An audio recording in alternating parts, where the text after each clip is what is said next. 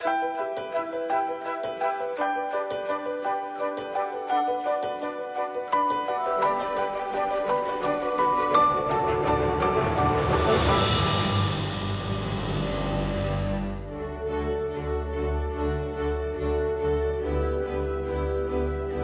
la Bourgogne, on croit connaître par cœur le patrimoine, ses abbayes lumineuses, son art de vivre, son vignoble prestigieux. Mais cette région recèle aussi de trésors de gourmandise plus intimes.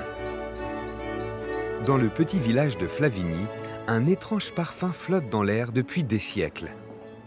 C'est ici, dans ces cuves, que l'on fabrique l'un des plus anciens bonbons de France, l'anis de Flavigny. Un anis, quand on part de la graine jusqu'au bonbon final, il faut 15 jours. Ils vont tourner au moins une fois par journée. Mais vu qu'on verse du sirop, à chaque fois, pour pas qu'il y ait trop de sirop dessus, il faut laisser un peu le temps de séchage. Mais comment l'anis, cette épice méditerranéenne, s'est-elle frayé un chemin jusqu'aux confins de la Bourgogne? Catherine Troubat, à la tête de la fabrique, nous guide aux origines du bonbon créé dans cette ancienne abbaye. Les Romains sont montés avec des épices, dont la graine d'anis. Et je pense qu'à l'époque gallo-romaine, et puis après, quand les moines sont venus, ils ont eu l'idée d'enrober la petite graine d'anis de sirop de sucre pour en faire une petite dragée. Depuis plus de 100 ans, c'est la famille de Catherine qui perpétue cette histoire, désormais indissociable du nom de Flavigny, et de cette petite boîte ovale. Préférence locale oblige, ce sont des enfants du pays qui assurent le conditionnement. On travaillait ici pendant les vacances scolaires, en fait.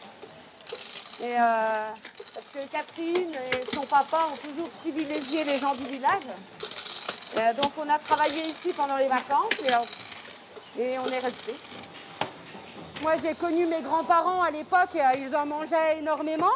Ceux qui m'ont donné d'ailleurs l'envie d'y travailler. J'ai des membres de ma famille qui ont travaillé ici, etc. Le petit dernier a 1 an et déjà il goûte aux petits bonbons, les plus petits. Aromatisé à la rose, à la menthe ou à la violette, l'anis de Flavigny n'en finit plus de faire des adeptes.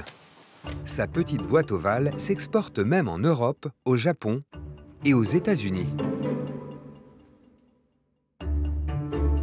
À Dijon, capitale de la Bourgogne, on aime aussi l'anis, mais plutôt dans le pain d'épices.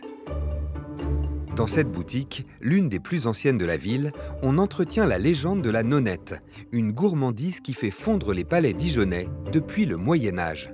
J'aime surtout les nonettes qui sont fourrées avec de la marmelade d'orange, d'abricot, de framboise, voilà, c'est ça que je préfère. Ouais. Ce sont des petits pains d'épices de forme ronde, voilà, généralement fourrés de confiture.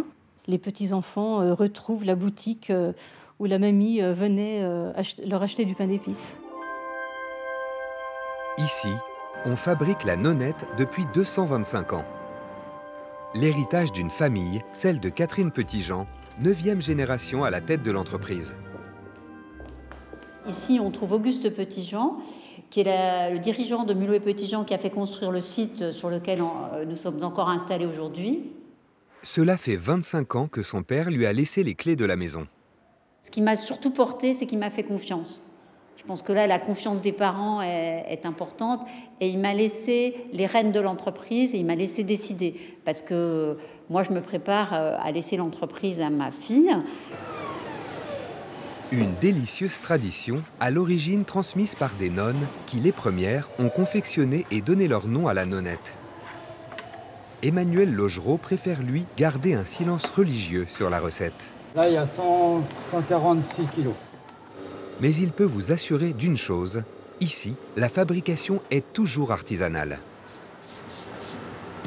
Enmoulé à la main, graissé à la main, et après enfourné à la main et défourné à la main. À faire les cuissons avec les anciens fours, tout, c'est super.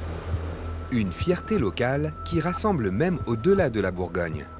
Ce jeune ouvrier vient de Lyon et travaille ici depuis 3 ans. Le pain d'épices, c'est sa Madeleine de Proust. Ah, depuis tout petit. Des nonnettes, des glacés minces, des pavés de 6 kilos, tout est bon. Dans la région, on aime tellement le pain d'épices qu'on a tenté de le marier à l'autre star locale, la moutarde.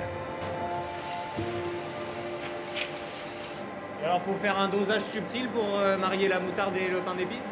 On a fait quelques essais avant de trouver justement le mariage adéquat. La recette n'est en fait pas si nouvelle. Elle figurait déjà dans les carnets d'un grand artisan moutardier bourguignon, Edmond Falot. Un siècle plus tard, c'est son petit-fils qui la remet au goût du jour. Elle a une couleur un petit peu, j'allais dire, couleur or, un petit peu, couleur ambrée. Les deux ingrédients s'harmonisent parfaitement bien. Ou comment réinventer son patrimoine gastronomique tout en perpétuant ses traditions. La Bourgogne n'est pas prête de perdre de sa saveur.